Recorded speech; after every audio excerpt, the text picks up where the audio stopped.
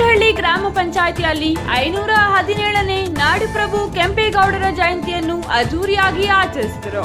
ಕೆಂಪೇಗೌಡರು ಕಟ್ಟಿದ ಬೆಂಗಳೂರಿನ ಅಭಿವೃದ್ಧಿ ವಿಶ್ವಕ್ಕೆ ಮಾದರಿ. ಸಮಾಜದ ಏಳಿಗೆಗೆ ಕೆಂಪೇಗೌಡರ ತತ್ವ ಆದರ್ಶಗಳನ್ನು ಅಳವಡಿಸಿಕೊಳ್ಳಬೇಕು.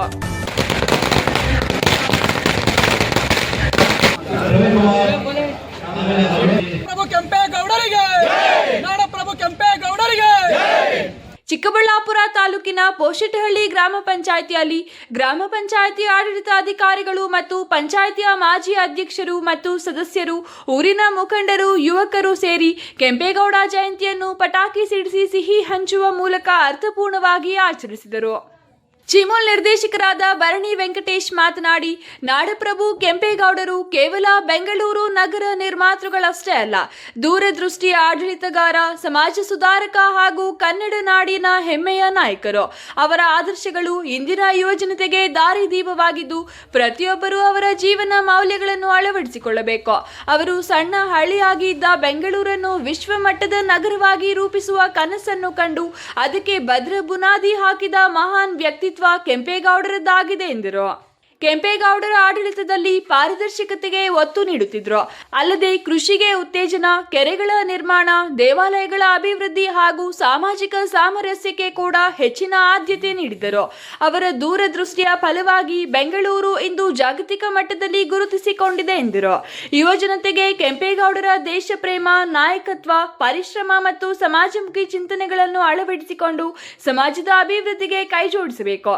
ಸರ್ಕಾರ ಹಾಗೂ ಸಮಾಜ ಸಂಘಟನೆ ಮಹಾನ್ ನಾಯಕರ ಜಯಂತಿಗಳನ್ನು ಆಚರಿಸುವ ಮೂಲಕ ಅವರ ಆದರ್ಶಗಳನ್ನು ಮುಂದಿನ ಪೀಳಿಗೆಗೆ ಪರಿಚಯಿಸುವ ಕಾರ್ಯ ಮಾಡಬೇಕೆಂದು ತಿಳಿಸಿದರು.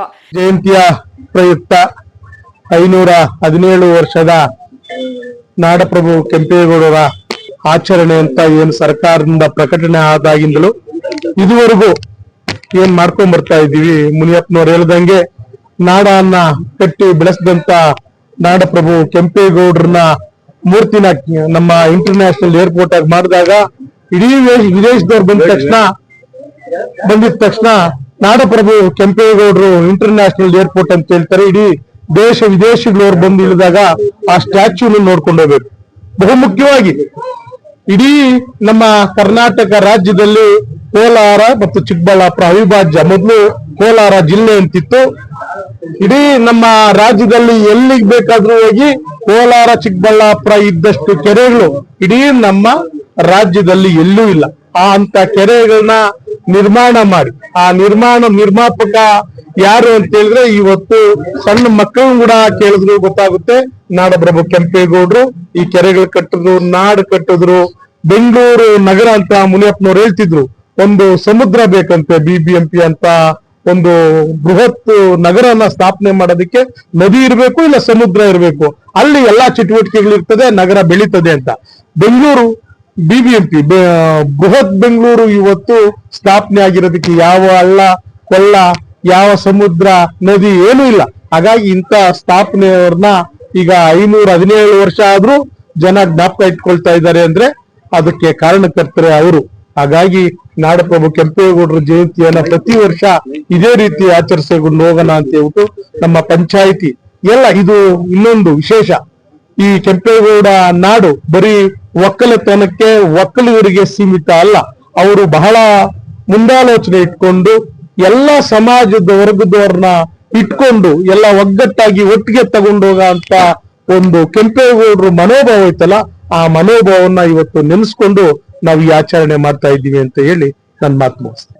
ಕೆಂಪೇಗೌಡರು ಬೆಂಗಳೂರು ಕಟ್ಟಿದ್ದು ಅಂತ ಇತಿಹಾಸ ಇದೆ. ಬೆಂಗಳೂರಿನಲ್ಲಿ ಇಡೀ ಪ್ರಪಂಚದಲ್ಲಿ ಎಲ್ಲನ ಒಂದು ನದಿ ಇಲ್ಲದೆ, ಒಂದು ಸಮುದ್ರ ಇಲ್ಲದೆ, ಎಲ್ಲನ ಒಂದು ನಗರ ಪ್ರದೇಶ ಮಾಡಿದ್ದಾರೆ ಅಂದ್ರೆ ಅದು ಬೆಂಗಳೂರು. ಬೆಂಗಳೂರು ಪಕ್ಕದಲ್ಲಿ ಒಂದು ನದಿ ಇಲ್ಲ, ಒಂದು ಸಮುದ್ರ ಇಲ್ಲ. ಇಡೀ ಪ್ರಪಂಚದಲ್ಲಿ ಒಂದೇ ಏಕೈಕ ಬೆಂಗಳೂರು ನಗರ ಇರೋದು. ಬಾಂಬೆ ನೋಡ್ರಿ, ಮದ್ರಾಸ್ ನೋಡ್ರಿ, ಎಲ್ಲ ನದಿಗಳು ಸಮುದ್ರ ಪಕ್ಕದಲ್ಲಿ ಇರ್ತಕ್ಕಂಥದ್ದು. ಅವಾಗೇನೆ ಕೆಂಪೇಗೌಡರು ಆಲೋಚನೆ ಮಾಡಿ, ಯಾರಿಗೂ ಗೊತ್ತಿರಲ್ಲ, ಬೆಂಗಳೂರು ನಗರದಲ್ಲಿ 300 ಕೆರೆಗಳಿರೋದು. 300 ಕೆರೆಗಳು ಒಂದಲ್ಲ ಎರಡಲ್ಲ, 300 ಕೆರೆಗಳನ್ನ ಸ್ಥಾಪನೆ ಮಾಡಿ ಅದ್ರಲ್ಲಿ 3 ಕೆರೆಗಳನ್ನ ದೊಡ್ಡದಾಗಿ ಮಾಡಿ ಅದರಲ್ಲಿ ಒಂದು ಕೆರೆಯನ್ನ ಒಡೆದಾಗ ತನ್ನ ಸೊಸೆ ಲಕ್ಷ್ಮೀದೇವ ಬಂದ ಅಲ್ಲಿ ಇದು ಏನು ವರ ಕೊಡ್ತೀವಿ ಅಂತಲ್ಲ, ಬಲಿ ಕೊಡ್ತಾರೆ. ಅಂತ ಮಹಾನ್ ಭಾವ ಕೆಂಪೇಗೌಡರು. ಈ ವಿಜಯನಗರ ಸಾಮ್ರಾಜ್ಯದಲ್ಲಿ ಅವ್ರಿಗೆ ಬಂಟ್ನಂಗಿದ್ದು ಆವಾಗ ನಮಗೆ ಸಾಮ್ರಾಜ್ಯನ ಕೊಡ್ತಾರೆ.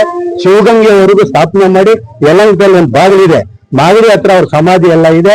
ಈ ಸರ್ಕಾರದಲ್ಲಿ ಡಿ ಕೆ ಶಿವಕುಮಾರ್ ಆದಾಗ ಇದಕ್ಕೆ ಇದು ವಿಶೇಷವಾಗಿ ಹಬ್ಬನ ಆಚರಣೆ ಮಾಡ್ಬೇಕು ಅಂತೇಳಿ ರಾಜಾನು ಡಿಕ್ಲೇರ್ ಮಾಡ್ಕೊಂತ ಜೊತೆಗೆ ಇವತ್ತು ಜೂನ್ 27ನೇ ತಾರೀಕು ಇಡೀ ಕರ್ನಾಟಕದಂತ ಮತ್ತೆ ಸರ್ಕಾರದಲ್ಲಿ ಇದನ್ನ ಮಾಡ್ಬೇಕು ಅಂತ ಹೇಳ್ತಾರೆ.